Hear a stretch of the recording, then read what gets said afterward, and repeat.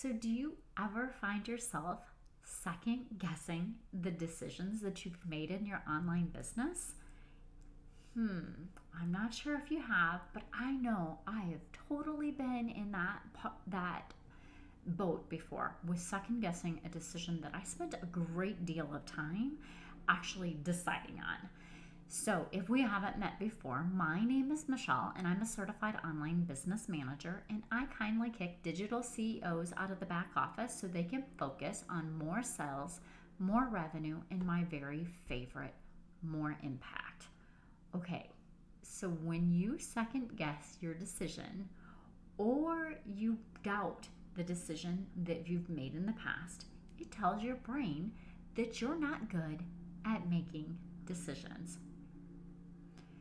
Okay, so I have 3 tips for you today on what to do when you find yourself second guessing your decisions. Okay, so tip number 1, when this pops up, simply tell yourself it's not true and begin to list off the evidence to why it's not true, why it is that it was the good decision that you made to begin with. And this, will come up for every once in a while. Like I have a big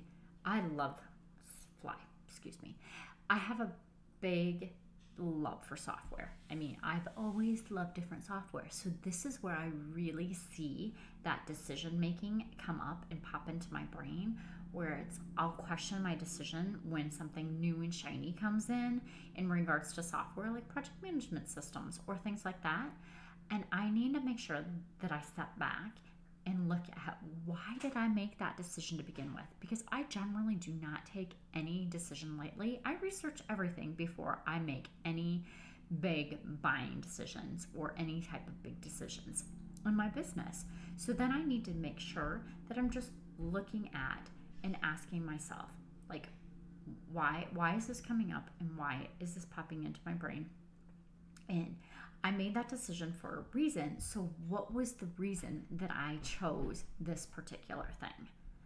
Okay, so tip 2 is figure out what triggered the thought for why you're questioning that decision. And this is some really good feedback. So did you see somebody else talking about it? Well, if your decision-making process includes that you hear people talk about or give recommendations for things, it might spark that decision process to come up in your brain. You just need to go ahead and shut it down. So in the world of NLP, there's never failure, there's only feedback. So you're looking at that decision and you're just taking that as feedback so that you can figure out a better system for making your decisions. Or how to handle it when you start to second guess those decisions that you've made in the past. My tip number 3 is just give yourself break.